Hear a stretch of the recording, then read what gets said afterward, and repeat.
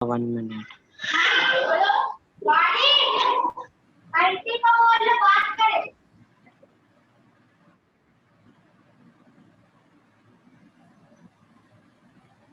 जिसके एंड पे नॉइजेस होते हैं वो म्यूट कर लिया करो।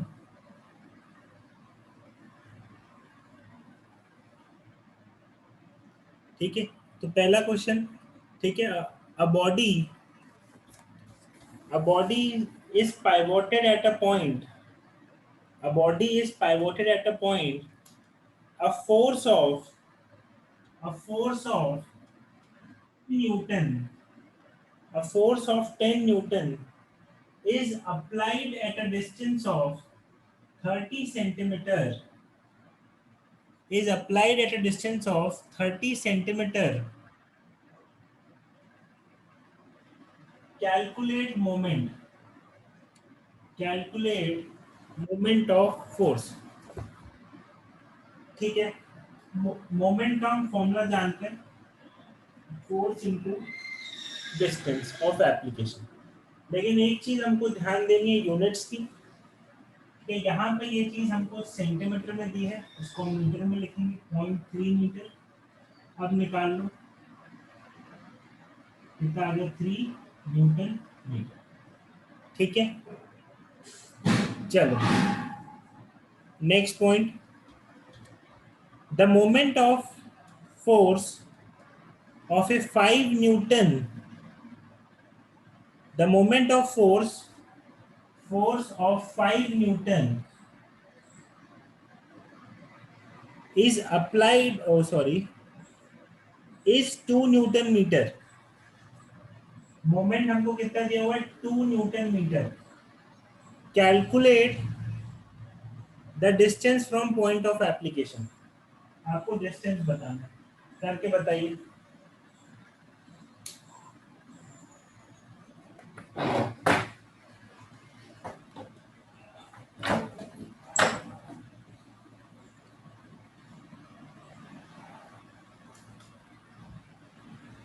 टू बाई 0.4 हाँ 0.4 0.4। ठीक है भैया 2/5 नहीं होगा? भैया 2/5 और 0.4 सेम चीज है। अच्छा हाँ।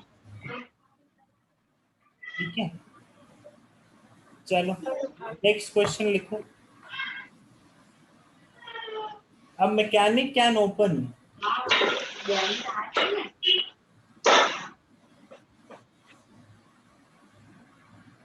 a nut by applying a force of 150 Newton।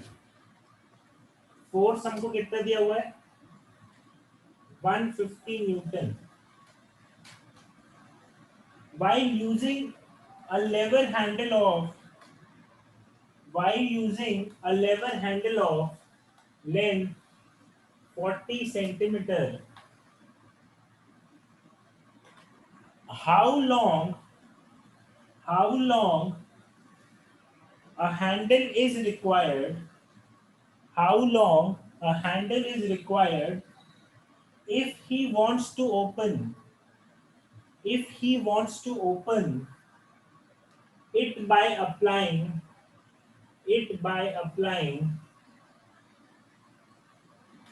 a force of 50 Newton. ठीक है, हम लोग को क्या दिया हुआ है कि एक मैकेनिक 150 न्यूटन का फोर्स लगाता है, जिस जो ओपन करने के लिए क्या यूज लेवर हैंडल यूज करता है, उसकी लेंथ 40 सेंटीमीटर है। ठीक है, तो इस केस में वो लेवर हैंडल से खुल जाता है। अब हमको ये बताना है कि वो लेंथ कितनी होनी चाहिए जब हम उसको 50 न्यूटन के फोर्स से खोलना चाहें तो।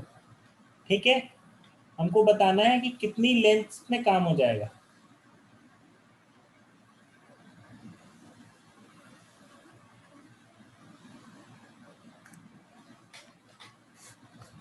भैया 30 सेंटीमीटर में, मतलब 30 मीटर में 1.2 मीटर। Yes 1.2 metre. अरे 1.2 मीटर में काम हो जाएगा।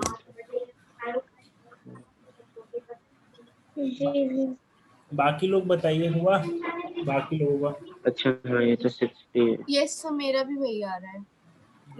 ठीक है, हमको क्या करना है, फर्स्ट केस में ही मोमेंट निकालना है। ठीक है, भैया एक और समझा दीजिए। ठीक है।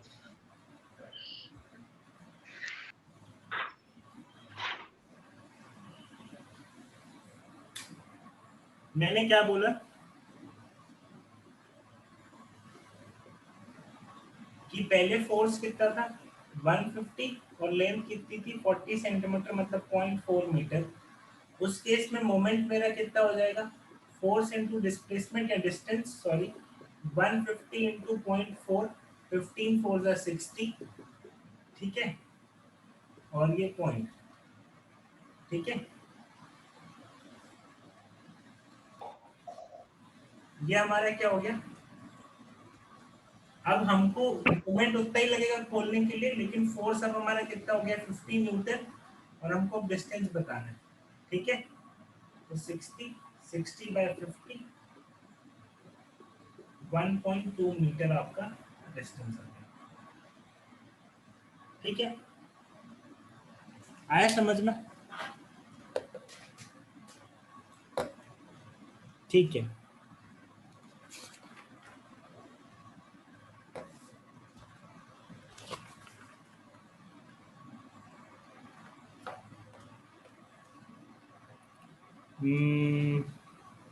चलो एक क्वेश्चन ऐसा और करो, फिर अब हम लोग वो बीम बैलेंस वाले क्वेश्चन करते हैं उसके बाद। ठीक है, तो लिखिए question. A nut is opened by a nut is opened by a wrench of length 10 centimeter, length 10 centimeter. If the least force required is 0.5 newton, find the moment of the force needed to turn the nut. Length कितना दिया हुआ है 10 centimetre, least force कितनी दी हुई है 5 Newton की 0.5 बोला, 5 Newton. 0.5 हमको बताना है मोमेंट। भैया 0.5 न्यूटन मीटर। 0.5 हाँ ठीक है, सेंटीमीटर। इसमें जी सबसे बड़ा भैया। क्या है, हम लोग से जो गलती हो सकती है इस क्वेश्चन में, ये हो सकती है कि हम लोग जल्दीबाजी में ये कर दें कि हम बस फोर्स इंटू लेंथ मल्टीप्लाई कर दें। ठीक है, हम उसका वो देखे ही नहीं कि यूनिट। यूनिट। ठीक है सर 0.5 आ रहा है। जी, बाकी लोग का लेशा, साक्षी, जानवी आ रहा है आंसर, आप लोग का कोई जवाब नहीं आ रहा है मेरे को। हाँ भैया आ रहा है 0.5। ठीक है,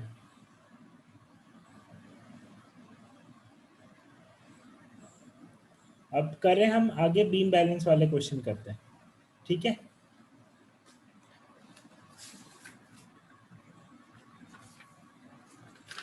ये बीम बैलेंस वाले क्वेश्चन आते हैं हमारे एग्जामिनेशन में। ठीक है, तो सबसे पहले आप लोग क्वेश्चन लिख लीजिए। ठीक है, मैं क्वेश्चन डिक्टेट कर देता हूँ। ठीक है, तो चलिए लिखिए। A uniform meter rule, a uniform meter rule rest horizontally on a knife edge at the 60 centimeter mark. A uniform meter rule rests horizontally on a knife edge at the 60 centimeter mark when a mass of 10 grams 10 grams is suspended from one end. इसमें पहला question है। ठीक है, draw the diagram of the arrangement. Draw the diagram of the arrangement. इसी में दूसरा question है, eight which and must this mass be suspended? At which end must this mass be suspended? ठीक है, इसी में तीसरा क्वेश्चन लिखिए, what is the mass of the rule? What is the mass of the rule? सभी लोगों ने लिख लिया क्वेश्चन? Yes sir. ठीक है, जिन लोगों से बनता है वो खुद ही कोशिश करें, और जिन लोगों से नहीं बनता है मैं बता रहा हूँ वो देखें।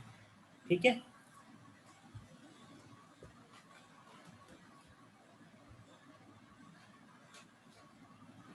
हम लोग को क्या दिया हुआ है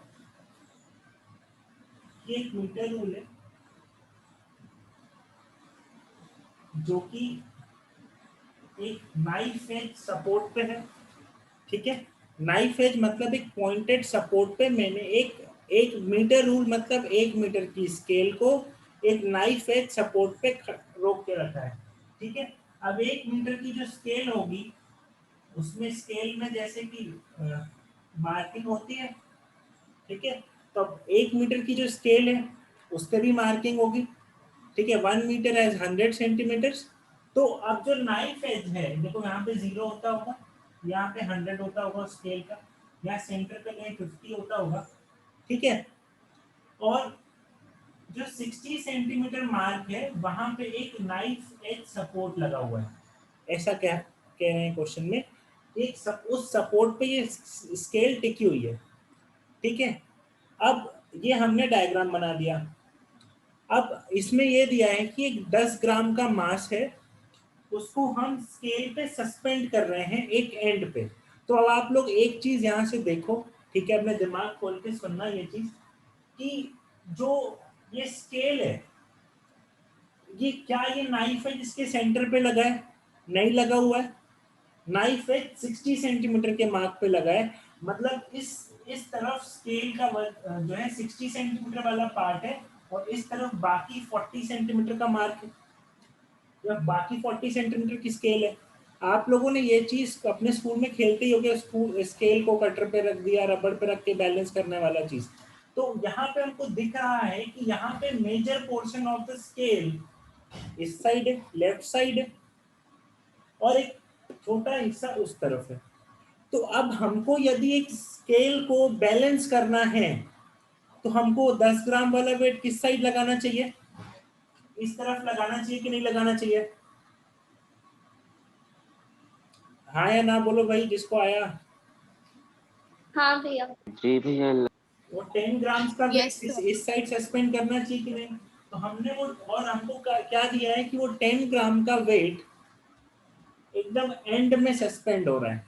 ठीक है, तो मान लो कि वो 10 ग्राम्स का वेट हमने इधर एंड में लटका दिया। ठीक है, अब जो स्केल का मास है, जो स्केल का वजन है, वो कहाँ पे एक्ट करेगा भैया? स्केल का वजन उसके 50 सेंटर पे पे। एक्ट करेगा। ठीक है, तो मैंने ये मान लिया कि जो स्केल का मास है, मास ऑफ स्केल, या रूल कहते हैं, रूल क्वेश्चन रूल कह रहा है, उसको हम कैपिटल एम ले लेते हैं। उसका वेट कितना हो जाएगा? Capital M into G. उसका वेट हाँ। कितना हो जाएगा? M G. ठीक है, अब हमारा पूरा डायग्राम बन गया है, अरेंजमेंट हमने पूरा सेट कर लिया है। हमने ये भी बता दिया, पहला क्वेश्चन था डायग्राम बनाओ, दूसरा क्वेश्चन था 10 ग्राम वाला वेट कहाँ पे सस्पेंड करोगे? तो भैया हम 100 सेंटीमीटर के मार्क पे सस्पेंड करेंगे। तीसरा क्वेश्चन है कि इस जो स्केल है उस स्केल का वेट बताइए आप। ठीक है, तो अब हम इसमें सर, क्या लगाने वाले हैं बाय, हाँ बोलो। सर इसमें ये जो सेकंड क्वेश्चन था, eight which and must this mass be suspended, उसमें थ्योरी भी लिखनी पड़ेगी हाँ, कि थोड़ा ये हमने चीज कैसे किया। एक्सप्लेन करनी पड़ेगी आपको, क्योंकि इस तरफ वेट जो मैंने बताया समझाया आपको, वो चीज आपको थोड़ा सा पेपर में लिख के, आपको जो आपका आंसर है उसको जस्टिफाई भी करना पड़ेगा कि आप इस साइड ही क्यों लगा रहे हो, इस साइड क्यों नहीं लगा रहे। ठीक है, ओके सर। ठीक है, तो अब हम क्या लगाएंगे, जो हमने सबसे आखिरी में पढ़ा था, प्रिंसिपल ऑफ मोमेंट्स, पिछले लेक्चर में। ठीक है, प्रिंसिपल ऑफ मोमेंट्स क्या कहता है? प्रिंसिपल ऑफ मोमेंट्स ये कहता है कि जो क्लॉकवाइज मोमेंट है वो इक्वल होगा एंटी क्लॉकवाइज मोमेंट के। ठीक है, तो देखो यहाँ पे इस नाइफ एज पे ये फिक्स्ड है, clockwise moment is equal to anti clockwise moment के, तो हम लोग पूरा लिखोगे भैया, है ना? ये फिक्स पॉइंट है, यहाँ से ये इधर क्लॉकवाइज, तो मोमेंट क्या होगा? मास। मास अब ग्राम्स में, तो ग्राम्स में ही रहने दो, स्केल का वजन भी ग्राम्स में आ जाएगा। लेकिन ये डिस्टेंस कितना है? 100 माइनस 60, 40 सेंटीमीटर। अब एंटी क्लॉकवाइज मोमेंट देख लेते हैं, ये कितना है? mg, और ये कितना हो गया? 10। ठीक है, तो ये 10 से 10 कट गया, mg की वैल्यू कितनी है? 40। ठीक है, तो हमारा उसका रूल कितना हो गया? 40 ग्राम्स का हो गया। ठीक है, रूल कितने का हो गया? 40 ग्राम्स यस का। सर, मेरा भी यही आ रहा है। ठीक है, रेट ऑफ रूल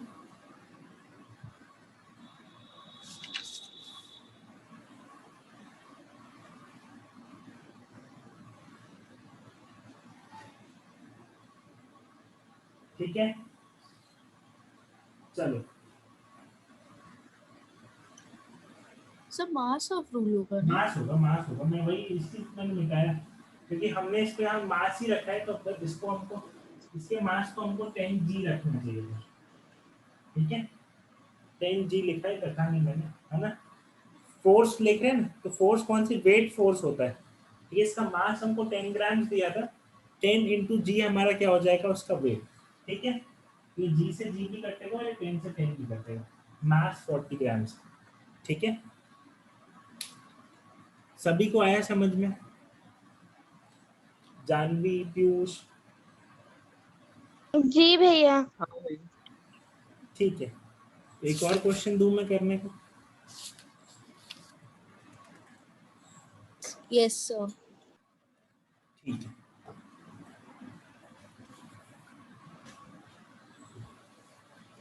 तो क्वेश्चन लिखिए।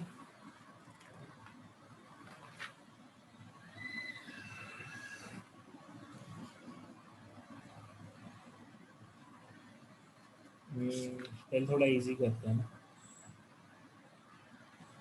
ठीक है, a uniform metre rule, a uniform meter rule balances horizontally, balances horizontally on a knife edge, on a knife edge placed at the, placed at the 58 centimeter mark, placed at the 58 centimeter mark, when a weight of, when a weight of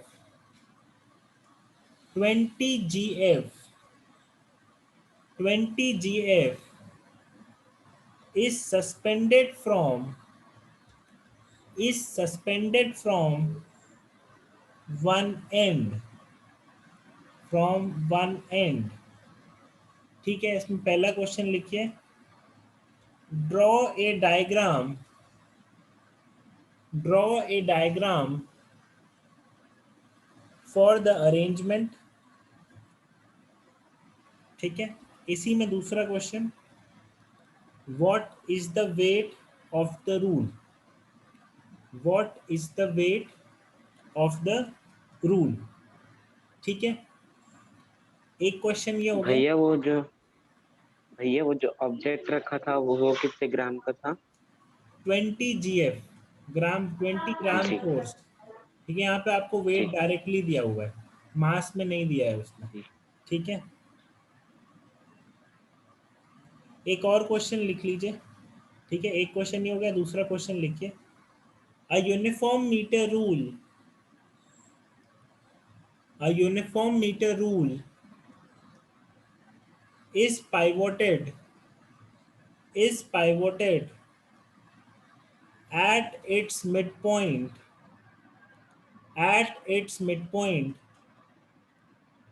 a weight of 50 gf is suspended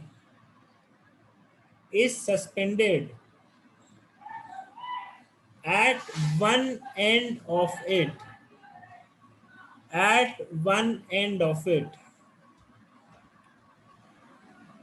where should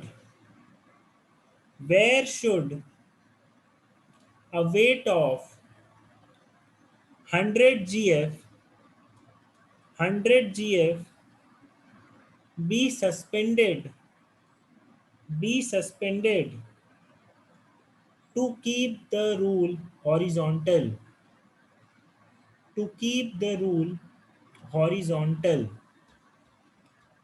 ठीक है? लिख लिए दोनों questions आप लोगों ने? Yes sir. जो पहला क्वेश्चन लिखवाया वो बिल्कुल जस्ट जो अभी हमने पीछे क्वेश्चन किया है उसके जैसे ही है, ठीक है? तो आप लोग ये वाला ट्राई कीजिए। तो फर्स्ट वाले का आंसर कितना है?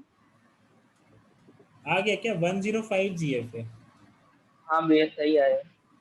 वेरी गुड भैया सेकंड वाले का 2.5 है, 2.5 मीटर नहीं 25 सेंटीमीटर।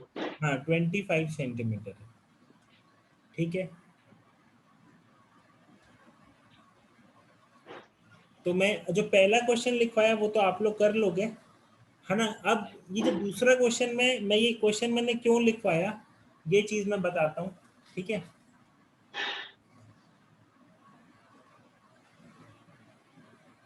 इसमें क्या अलग है?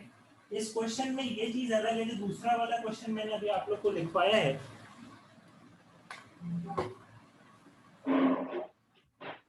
उस क्वेश्चन में अलग क्या है?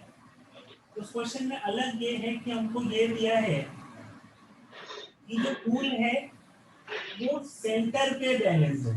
कहाँ पे? 1 मीटर का रूल है, मतलब जो मैंने नाइफ एज लगाया कहाँ? 50 सेंटीमीटर के मार्क पे लगाया, ठीक है? और मेरे को ये पता है कि जो रूल का वेट है वो भी उसके सेंटर पे लगता है, ठीक है?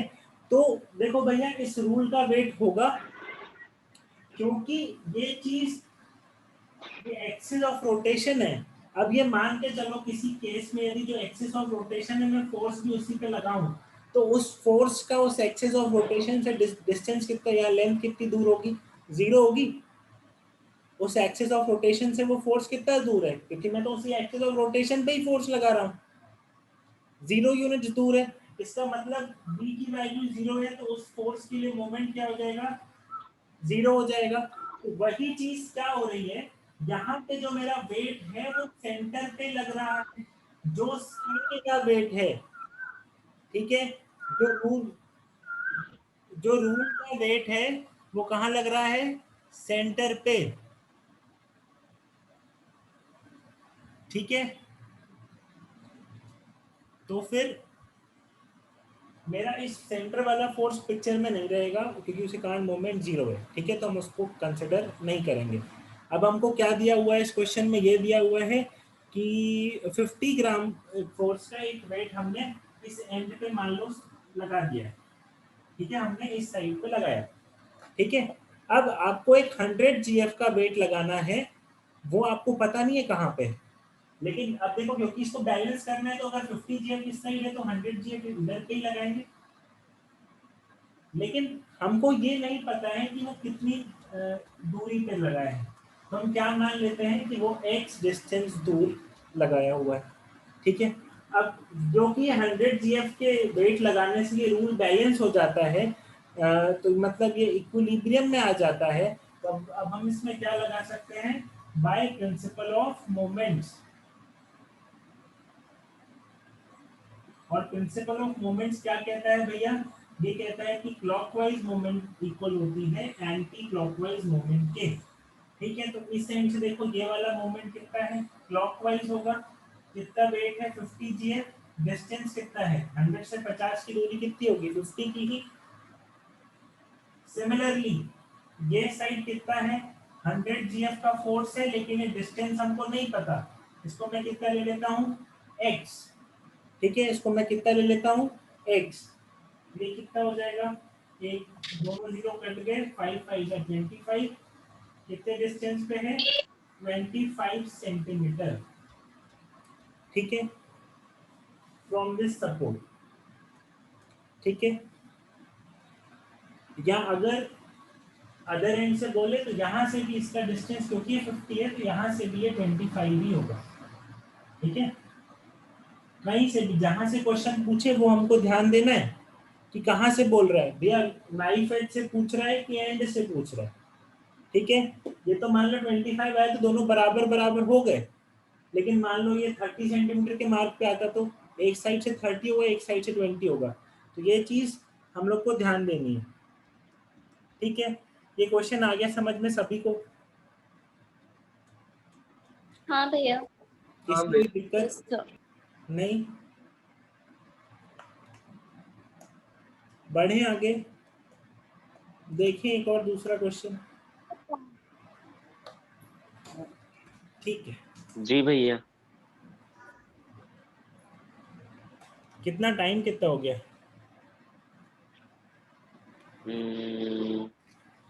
भैया 26 मिनट हुए हैं अभी।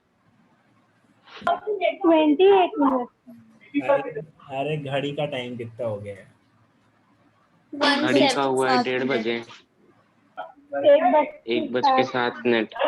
ठीक है, चलो अब अगला क्वेश्चन ये है हाफ मीटर रूल पे, ठीक है। तो ये हमारा आज का आखिरी क्वेश्चन होगा, ठीक है। बाकी क्वेश्चन आप लोग के लिए छोड़ दिए मैंने, आप लोग करिए, जो डाउट हो। देखो डाउट होगा जानवी और पीयूष को ही होगा, बाकी लोग के पास सॉल्यूशन भी पड़े हैं इनके, ठीक है। अगर फिर भी डाउट हो तो पूछ लेना, ठीक है। ग्रुप पे मैसेज कर देना, तो जिसके पास सॉल्यूशन होगा वो आपको भेज देगा, ठीक है। चलो ये वाला क्वेश्चन लिखो। A uniform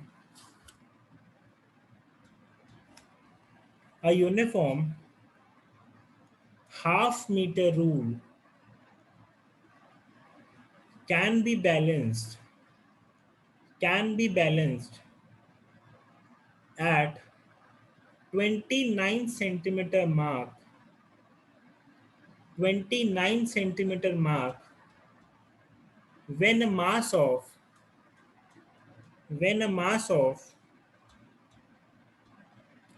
20 grams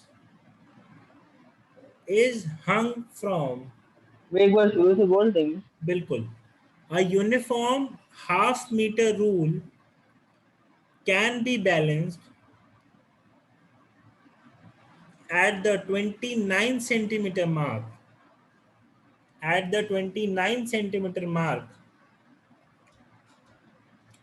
when a mass of 20 grams is hung from its one end, ठीक है। अब इसका पहला क्वेश्चन क्या है, वही draw a diagram for the arrangement, ठीक है। इसमें दूसरा क्वेश्चन क्या है, find the mass of the half meter rule, find the mass of the half meter rule, ठीक है। सभी ने लिख लिया क्वेश्चन? Yes sir. किसी का बचा तो नहीं? भैया 2 ही क्वेश्चन है। हाँ इसमें 2 पार्ट है, ठीक है।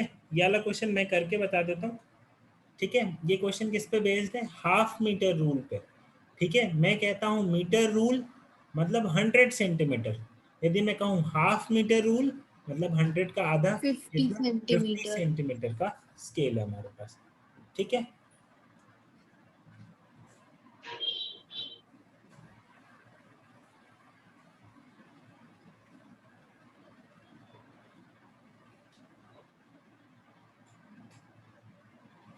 ठीक है, मैंने कहा हाफ मीटर रूल 50 सेंटीमीटर का स्केल होगा, और इसमें हमको क्या दिया हुआ है कि जो स्केल है इसमें जो नाइफ एज सपोर्ट है या बैलेंस कहाँ है, 29 centimetre. 29 centimetre.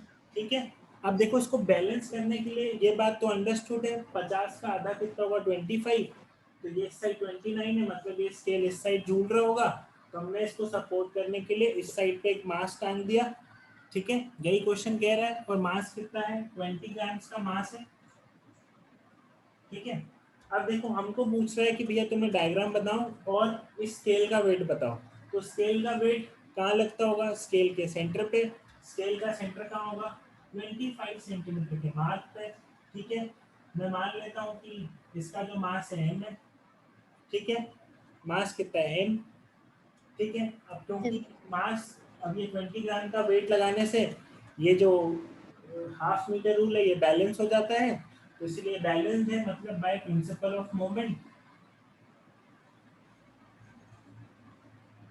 Anti clockwise moment is equals to clockwise moment. ठीक है, देखो क्लॉकवाइज कितना होगा 20। अब देखो ये डिस्टेंस कितना होगा इसका, 20 ग्राम्स वाले का 21 सेंटीमीटर। 21 सेंटीमीटर। ठीक है, तो 20 grams into 21 is equals to, ये देखो मास m है, ये कितना दूर है, 4 सेंटीमीटर दूर है, मैंने 4 लिख दिया। ठीक है, 4 बन जा, 4 5 जा 20, 21 इंटू 5 कितना हो जाएगा 105 ग्राम्स आ जाएगा मेरा मास।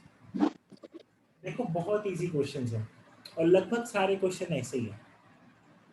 ठीक है, आप लोग और भी क्वेश्चन प्रैक्टिस कीजिए। ठीक है, जो डाउट हो मेरे को मैसेज कर देना। ठीक है, और यस क्वेश्चन सर। कराऊं क्या, Yes, सभी लोग को ये वाले क्वेश्चन बन जाएंगे, करते हैं। yes, sir. क्वेश्चन करना हो यस सर। तो एक आध और कर ले, कोई दिक्कत नहीं है। यस सर, दे दीजिए। दूं करने को। Yes sir. ठीक है, एक क्वेश्चन हाफ मीटर रूबी का मैंने देखा था लास्ट ईयर किसी पेपर में आया हुआ था, वो मैं आप लोग को दे देता हूँ।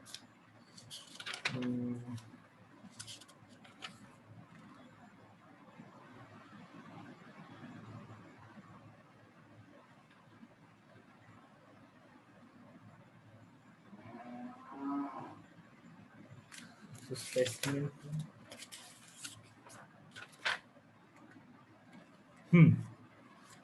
चलिए, ये जो क्वेश्चन मैं आप लोग को बता रहा हूँ ये आप लोग के 2018 के बोर्ड एग्जाम का क्वेश्चन है। ठीक है, क्या क्वेश्चन है लिखिएगा, a half metre rule is pivoted at the center। ठीक है, is pivoted at the center with two weights of 20 gf and 12 gf suspended at the perpendicular distance, suspended at a perpendicular distance of 6 centimeter and 10 centimeter as shown in the diagram। ठीक है, अब इसमें पहला question, which of the two forces,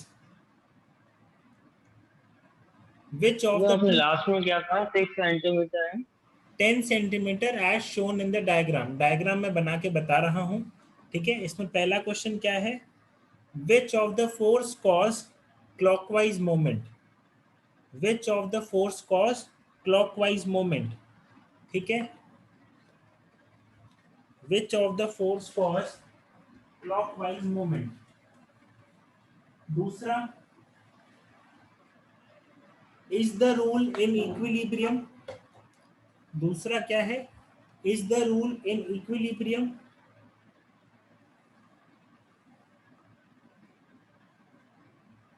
ठीक है, तीसरा question लिखो, if the direction of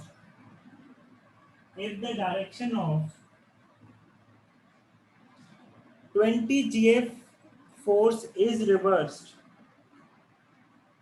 if the direction of 20 gf force is reversed,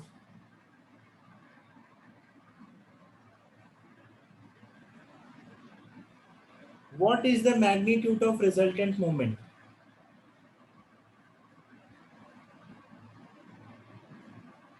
ठीक है, What is the magnitude of resultant moment?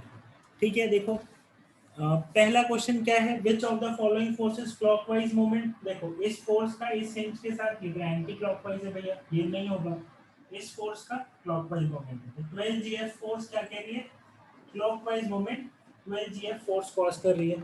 ठीक है, दूसरा Yes, sir. पूछ रहा है क्या रॉड Yes. इक्विलिब्रियम में है, मेरे को लग रहा है Yes, equilibrium में, है ना, करके देखो। क्लॉकवाइज एंटी क्लॉकवाइज मूवमेंट कितना है, 120 GF सेंटीमीटर, क्लॉकवाइज क्या है 120 GF Yes. सेंटीमीटर। ठीक है, अब लेकिन ये तो yes it is in equilibrium, clockwise movement और एंटी क्लॉकवाइज मूवमेंट दोनों बराबर हैं। ठीक है, इसमें तीसरा क्वेश्चन क्या है कि अगर हम ये 20 GF फोर्स का डायरेक्शन रिवर्स कर दें तो रिजल्टेंट मोमेंट क्या होगा, क्या होगा बताओ भाई। 200. 200 नहीं होगा बेटे, 240 होगा ना।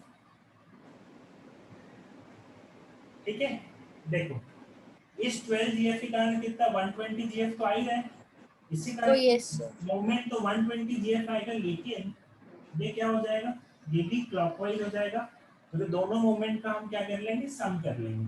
120 GF centimetre plus 120 GF centimetre कितना आ जाएगा, 240 GF सेंटीमीटर क्लॉकवाइज। ठीक है, रिजल्टेंट मोमेंट कितना आ गया, 240 GF सेंटीमीटर क्लॉकवाइज। ठीक है, हमें डायरेक्शन चेंज करने से मोमेंट का डायरेक्शन भी चेंज हो जाएगा। ठीक है, मिली 200 कैसे बोल रहे थे आप। सर मैंने कुछ और कर दिया था। ठीक है, आगे सभी को समझ में इतना। देखो इस चैप्टर में इम्पोर्टेंट मैं बता रहा हूँ, लगभग हमने 90% पोर्शन इस चैप्टर में कवर कर लिया है। पेपर में पूछे जाने वाला टॉपिक यही है। ठीक है, जो आगे 2 पार्ट हम इस चैप्टर कल देखने वाले हैं उसका इतना वेटेज नहीं है बोर्ड एग्जाम्स में। बोर्ड एग्जाम्स में सबसे ज़्यादा वेटेज इसी टॉपिक का है। ठीक है, मीटे रूल वाले क्वेश्चंस का। ठीक है, तो आशा करता हूँ कि सर आपको इतना कुछ समझ में आया होगा। आज आप लोग पहले एक्सरसाइज सॉल्व कर लीजिए। ठीक है, जो भी डाउट हो तो मेरे को मैसेज कर दीजिएगा, ठीक है, ग्रुप पे, और हम आगे का देखते हैं फिर कल। और सर इसका टेस्ट टेस्ट अरे म्यूट करो भाई, टेस्ट परसों लूंगा कल 1B और 1C पढ़ा के। Okay sir. ठीक है, 1B और 1C पढ़ा के टेस्ट लूंगा। ठीक है, तो आज की क्लास हम यही एंड करते हैं। ठीक है, ठीक है, कर लोगे क्वेश्चन की प्रैक्टिस। जी भैया। ठीक है, एंडिंग में मीटिंग सर रिजॉइन नहीं करना है। नहीं, रिजॉइन नहीं करना।